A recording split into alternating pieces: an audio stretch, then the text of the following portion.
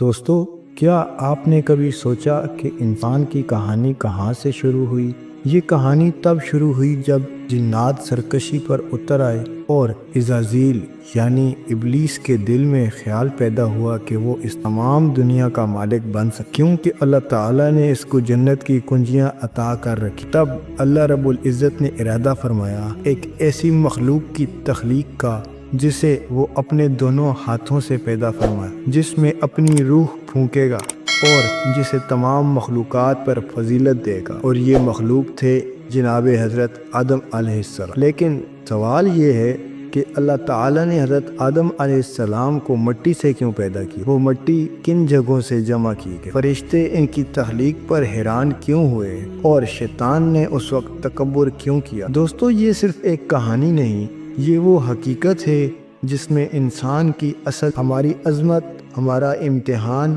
اور ہمارا انجام۔ قرآن کریم کی آیات، صحیح احادیث اور سلف صالحین کے فرامین کی روشنی میں آج ہم آپ کو لے چلیں گے اس لمحے میں جہاں انسان کی پیدائش کا پہلا باب لکھا گیا۔ ویڈیو کو آخر تک ضرور دیکھیے گا، کیونکہ جو کچھ آپ آج سنیں گے وہ آپ کی روح کو جھنجھوڑ کر رکھتے ہیں۔ یہ صرف حضرت آدم علیہ السلام کی تخلیق کی کہانی نہیں، یہ کہانی ہے آپ کی، میری اور ہم سب کی۔ السلام علیکم دوستو، میں ہوں عاقب قریشی اور آپ دیکھ رہے ہیں اللہ کی تلاش قرآن 2 چینل۔ ویڈیو میں آگے بڑھنے سے قبل آپ سے حسب روایت گزارش ہے کہ آپ میرے اس چینل اللہ کی تلاش قرآن 2 چینل کو ضرور سبسکرائب کر لیں تاکہ آپ ہر آنے والی نئی ویڈیو سے باقاعدہ آگاہ ہو سکیں اور میری ہر آنے والی ویڈیو آپ تک ضرور پہنچ سکے۔ اگر ہمارا یہ پیغام آپ کو پسند آتا ہے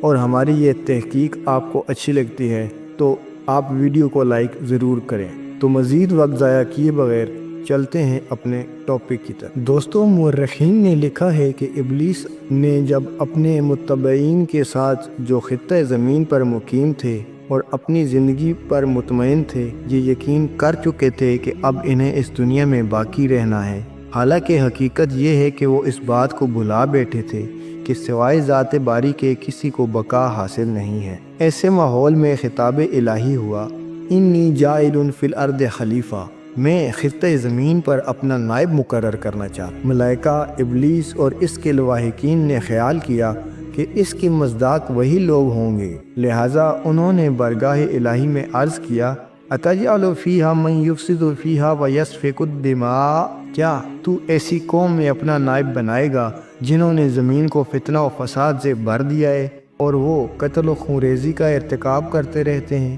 انہوں نے بارگاہ الہی میں عرض کیا، الہی، خلیفہ کا تقرر 2 حال سے خالی نہیں ہے، یا تو جنوں کی معصیت کی وجہ سے یا اطاعت کی وجہ سے، ان میں ملائکہ کی تو کوئی خطا نہیں ہے، اور اس لیے ہم یہ کہنے پر حق بجانب ہیں، نحن نسبح بحمدک ونقدس لک، ہم تیری تسبیح، تقدیس اور تمجید کرنے والے ہیں۔ جواب الہی ملا کہ اب اس خطہ زمین کو خالی کر دو، کیونکہ مخلوقات کے پراکندہ ذہن ہماری ربوبیت کی باریکیوں اور اسرار و رموز تک رسائی حاصل نہیں کر سکتے۔ انی اعلم ما لا تعلمون، میں وہ باتیں جانتا ہوں جن کا تمہیں علم نہیں ہے۔ یہاں اس گفتگو سے یہ سوال پیدا ہوتا ہے، ملائکہ کی حق تعالیٰ سے یہ عرض غلطی تھی یا نہیں؟ تو اس کا جواب حضرت ابن عباس، ابن مسعود، حسن بصری، ابن جری، محمد اسماعیل اور بہت سے علماء نے یہ دیا ہے کہ یہ جواب قابل مواخذہ نہ تھا،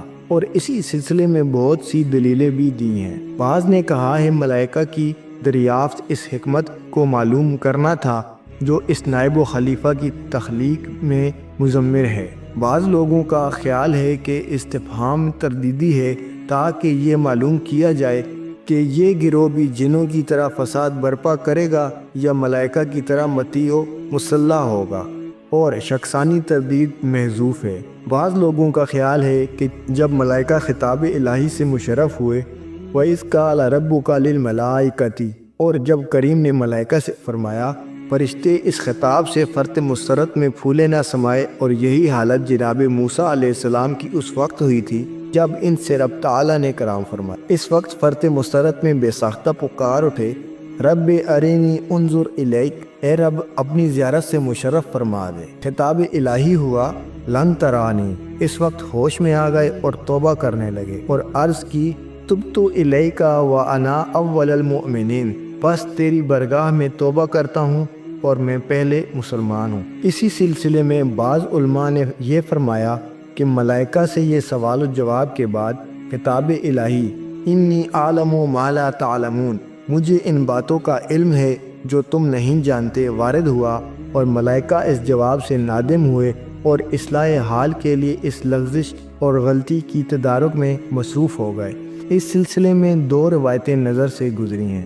ذین القصص میں آیا ہے کہ جب حق تعالیٰ نے انی اعلم ما لا تعلمون فرمایا تو فرشتوں نے اپنے جواب کو گناہ تصور کیا کہ انہوں نے ایسی بات میں دخل اندازی کی جس کے سلسلے میں وہ اہل اور مجاز نہ تھے، لہٰذا اس پاداش میں 7 سال تک کرسی کے گرد مصروف طواف رہے، اور دوران طواف ان کی زبانوں پر یہ کلمات جاری تھے، لبیک اللہم لبیک، اے اللہ ہم حاضر ہیں، ہم حاضر ہیں، اپنی غلطی پر عذر خواہی کرتے ہیں، طلب مغفرت کرتے ہیں اور توبہ کرتے ہیں۔ امام زین العابدین نے فرمایا ہے اور روضۃ العلماء میں لکھا ہے کہ جس دن ملائکہ نے خطاب الہی انی جاعل فی الارض خلیفہ سنا تو برگاہ الہی میں عرض کیا اتجعل فیہا من یفسد فیہا، اس سوال کے جواب میں خطاب ربانی ہوا انی اعلم ما لا تعلمون۔ یہ سن کر اپنے کلمات پر وہ سب شرمندہ ہوئے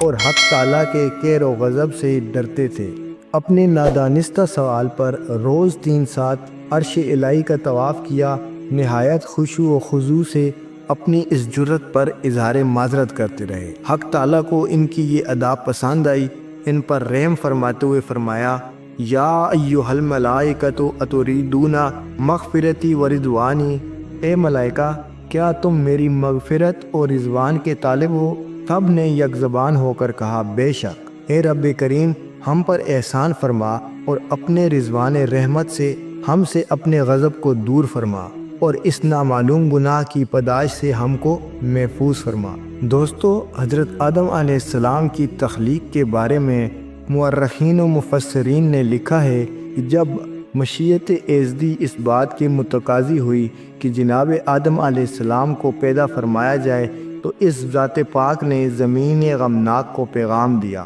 اے خاک میں تجھ سے ایسی مخلوق کو تخلیق فرماؤں گا جن میں سے بہت سے اطاعت و فرمانبرداروں کے پیکر ہوں گے، تو اس مخلوق میں ایسے بھی ہوں گے جو کفر و عصیاں کے خونگار ہوں گے۔ ان اطاعت کرنے والوں کو جنت عطا فرماؤں گا اور نافرمانوں کو دوزخ میں عذاب دوں گا۔ یہ سن کر زمین نے برگاہ رب العالمین میں عرض کیا کہ اے رب کریم تیرا فرمان ہے کہ تیری بعض مخلوق ناز و نعام میں ہوگی، یہ میری خوش بختی ہے، لیکن مجھے خوف و خطرہ اس بات کا ہے کہ مجھ سے بنے ہوئے کچھ انسان آتش دوزخ کا ایندھن بنیں گے۔ یہ کہتے ہوئے خاک کی آنکھوں سے اشکوں کی لڑیاں بکھرنے لگیں اور اس کا عجز و انکسار اب تک جاری و ساری ہے۔ دوستو، اس کے بعد اللہ تعالیٰ نے جناب جبرائیل علیہ السلام کو حکم فرمایا کہ خطہ زمین پر تشریف لائیں تاکہ اس خطے سے خمیر کے لیے مٹی حاصل کریں۔ اس وقت زمین نے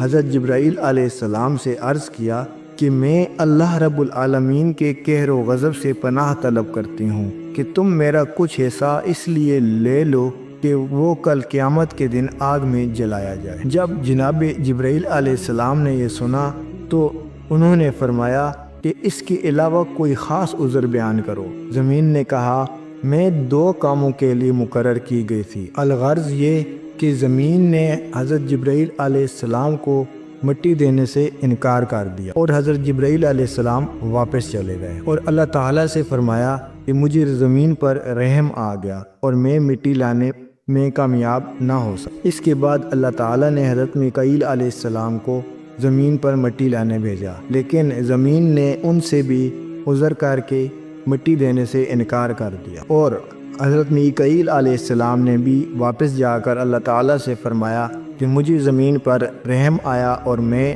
مٹی لانے میں ناکام ہو گیا۔ حضرت میکائیل علیہ السلام کے بعد اللہ تعالیٰ نے حضرت اسرافیل علیہ السلام کو زمین پر مٹی لانے کے لیے بھیجا، لیکن ان کو بھی زمین پر رحم آیا اور یہ بھی مٹی حاصل کیے بغیر واپس ہو گئے اور اللہ تعالیٰ سے فرمایا کہ مجھے زمین پر رحم آ گیا۔ آخر میں اللہ تعالیٰ نے حضرت اسرائیل علیہ السلام کو زمین سے مٹی حاصل کرنے کے لیے بھیجا۔ اللہ تعالیٰ نے حضرت اسرائیل علیہ السلام سے فرمایا کہ تم زمین پر جاؤ اور اس پر قبضہ حاصل کرو، لیکن اس معاملے میں اس کا کوئی عذر نہ سننا، اس کی عاجزی و گریہ زاری پر توجہ نہ کرنا اور اس مہم کو انجام تک پہنچانا۔ الغرض ملک الموت زمین پر آئے اور زمین سے مخاطب ہوئے کہ بوڑھی عورتوں کی طرح رونے دھونے کا مجھ پر کوئی اثر نہیں ہوتا، نہ میں یتیم بچوں کی گریہ زاری سے اثر لیتا ہوں، کیونکہ بندوں کی باتیں حکم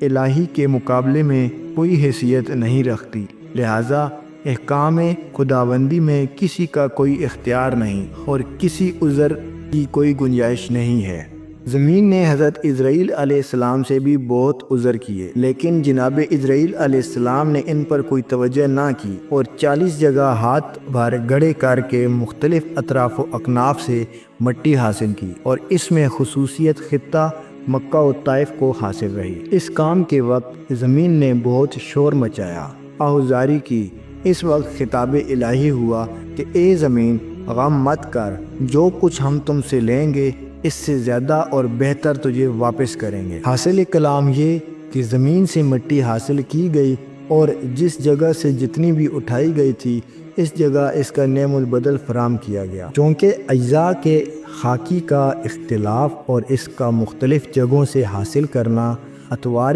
طباع، مزاج و رنگ، یہ انسانوں کی طبیعتوں کے اختلاف پر دلالت کرتے ہیں اور یہی اسباب اختلاف طباع رنگ و نسل ہیں، کیونکہ کیفیات، مقدار ماہیت، عادتوں اور شکلوں اور دیگر امور میں ظاہر ہوئے اور ہوتے رہیں گے۔ جب جناب حضرت اسرائیل علیہ السلام زمین پر قبضہ حاصل کر کے اس سے مٹی کے نمونے لے کر برگاہ اہدیت میں حاضر ہوئے، اس وقت خطاب الہی ہوا کہ اے اسرائیل، جس وقت تم اس سے مٹی حاصل کر رہے تھے اس وقت اس نے ہماری پناہ طلب کی۔ حضرت اسرائیل علیہ السلام نے عرض کیا، بے شک باری تعالیٰ اس نے ایسا ہی کیا۔ اس پر رب کریم نے فرمایا کہ تم نے دوسرے فرشتوں کی طرح اس پر رحم کیوں نہ کیا؟ حضرت اسرائیل علیہ السلام نے جواب دیا کہ اے باری تعالیٰ، احکام الہی پر عمل کرنا رحم سے زیادہ مقدم ہے، لہٰذا میں نے تیرے احکام پر عمل کیا۔ رب تعالیٰ نے فرمایا، تمہارے اس جذبے کو قبول کرتے ہوئے تمہیں قابض ارواح یعنی ملک الموت کا منصب عطا کرتا ہوں، اب تم سب کی روحیں قبض کیا کرو گے۔ قصہ مختصر یہ کہ زمین سے مٹی حاصل کرنے کے بعد حضرت اسرائیل علیہ السلام کو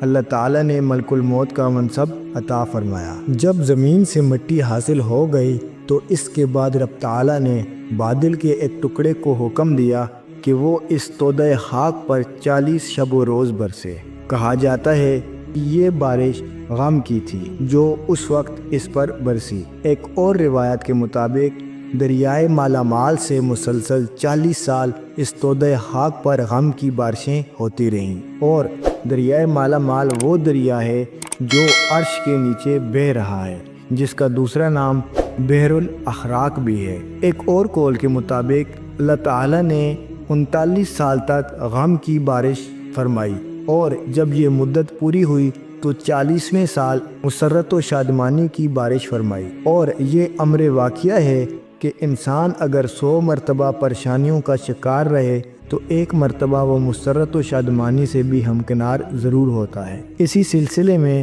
حضرت قتادہ رضی اللہ تعالیٰ عنہ فرماتے ہیں کہ اللہ رب العالمین نے اس بادل کو حکم دیا کہ بارش کے قطرے ایک دن یا ایک سال ہجر مسرت و شادمانی سے لے کر خاک جسد آدم علیہ السلام پر برسائے جائیں تاکہ وہ مٹی اور گارے کی صورت اختیار کر لے۔ یہاں یہ امر قابل توجہ ہے کہ اللہ رب العالمین نے پہلے غم کی بارش کا حکم دیا اور اس کے بعد مسرت و شادمانی کی بارش کا، کیونکہ اگر غم زیادہ ہو جائیں تو آخر میں مسرت و شادمانی کا دورہ ہو جائے۔ ان تمام مراحل کے بعد اللہ رب العالمین کا کرم امیر آدم علیہ السلام کی جانب ہوا اور 40 دن جو دنیا کے 40 سال کے برابر ہیں اس خمیر میں دست قدرت سے کاریگری فرمائی، اور اس طرح 40 دن میں جناب آدم علیہ السلام کا خمیر مکمل ہوا۔ جناب اسرافیل علیہ السلام کو حکم ہوا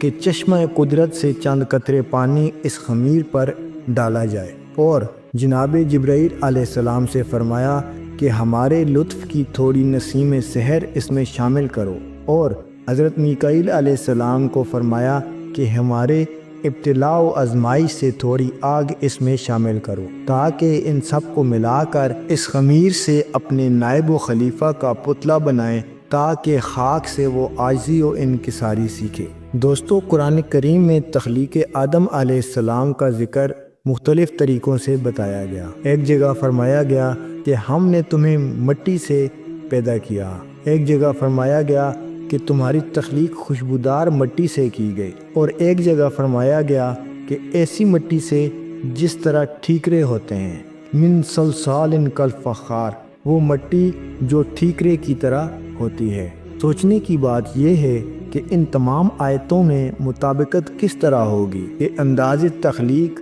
ہر آیت میں مختلف طریقے سے کیا گیا، تو اس کا جواب اس طرح دیا جاتا ہے کہ ابتدا میں تخلیق سے قبل وہ مٹی تھی، اور جب اس پر عالم آخرت بیر الحزان کے چھینٹے دیے گئے تو اس نے خمیر کی حیثیت اختیار کر لی، اور بتدریج اس نے وہی مراحل طے کیے جو میں آپ کو پہلے بتا چکا ہوں۔ ایک اور روایت کے مطابق مٹی کو گوندے جانے کے بعد پتلہ آدم علیہ السلام کے اعضاء و جوارح بنائے گئے اور اس پتلے کو خشک کیا گیا، اور بعض روایات میں یہ بھی آیا کہ اس مٹی کو خشک کیا گیا یہاں تک کہ وہ ٹھیکروں کی شکل ہو گئی، یا اس نے سخت مٹی کی صورت اختیار کر لی۔ لہٰذا ہر بات قدرت کے کمال کا اظہار کرتی ہے۔ دوستو، ایک روایت کے مطابق جناب آدم علیہ السلام کے سر کو خاک مکہ سے بنایا گیا، گردن بیت المقدس کی مٹی سے،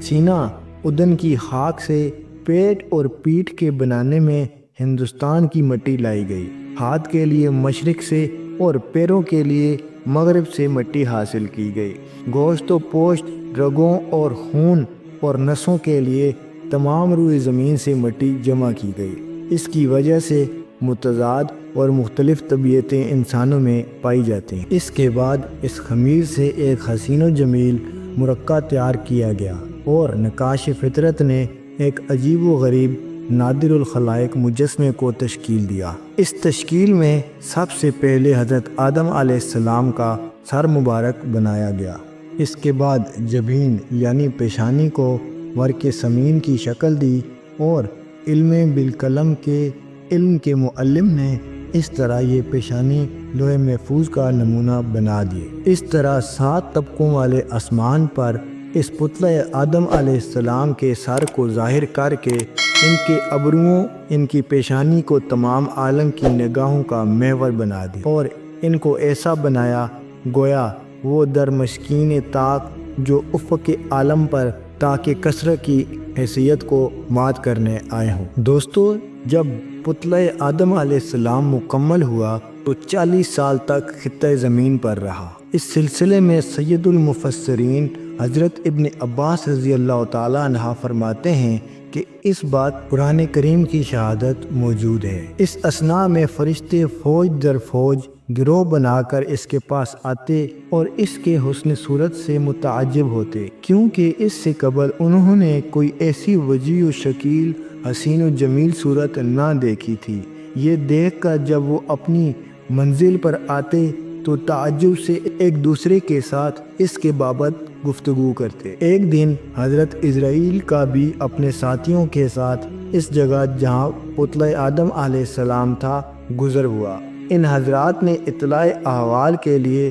وہاں قیام کیا اور پتلہ آدم علیہ السلام پر اپنی انگلی ماری۔ اس وقت اس پتلے سے آواز آئی، یا پاس کھڑے کسی اور نے صدا لگائی اور پکارا کہ ایسا کوزہ جو مجاہدہ کی بھٹی میں پکا کر سلسال یعنی ٹھیکرے کی طرح کر دیا گیا ہے۔ واللہ عالم۔ جب یہ آواز عزازیل یعنی کہ ابلیس نے سنی تو اپنے ساتھیوں سے کہا کہ پریشانی کی بات نہیں، اندر سے خالی مخلوق ہے اور اس کا خالی ہونا نقصان کا سبب بنے گا، تھوڑا انتظار کرو، میں اس کے اندر دیکھوں اور اس پتلے کے منافذ جسم انسانی کے راستوں اور سوراخوں کا جائزہ لوں، اس کے بعد تمہیں حقیقت حال سے مطلع کروں گا۔ اس کے بعد وہ شکم پتلہ آدم علیہ السلام میں داخل ہوا اور قلب آدم علیہ السلام کے حصے کو دیکھا،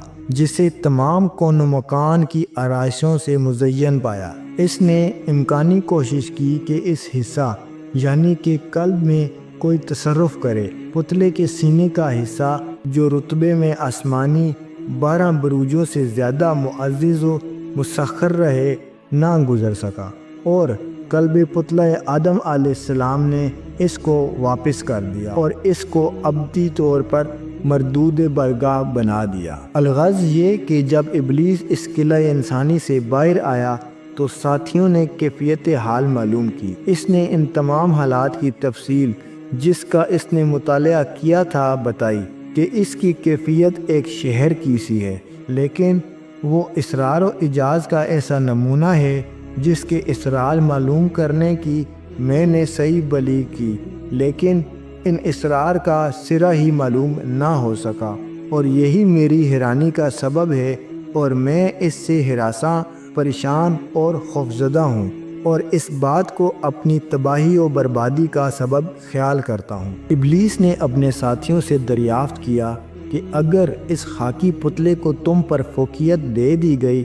تو تمہارا رد عمل کیا ہوگا؟ سب نے یک زبان ہو کر کہا کہ ہم تو ان کی اطاعت و فرما برداری کریں گے۔ تب ابلیس نے کہا لیکن میں تو اتباع و فرما برداری نہ کر سکوں گا، اور اگر انہیں مجھ پر فضیلت دی گئی تو میں ان کو ہلاکت میں ڈال دوں گا۔ بہت سے مفسرین نے کہا کہ آیت کریمہ ما تبدون وما کنتم تکتمون میں اسی واقعے کی طرف اشارہ ہے کہ جو کچھ ملائکہ نے اطاعت کا مظاہرہ کیا اور ابلیس نے معصیت و نافرمانی کا اظہار کی۔ دوستو، جب قالب آدم علیہ السلام تکمیل کے مراحل سے گزر گیا اور اس میں روح پھونکنے کا وقت آیا، اس وقت سب سے پہلے حضرت جبرائیل علیہ السلام کو خطاب ہوا، جو نور محمدی صلی اللہ علیہ وآلہ وسلم کے گوہر کا صدف ہے، جس کو عرش کے پائے میں لٹکایا گیا تھا، لے کر آئیں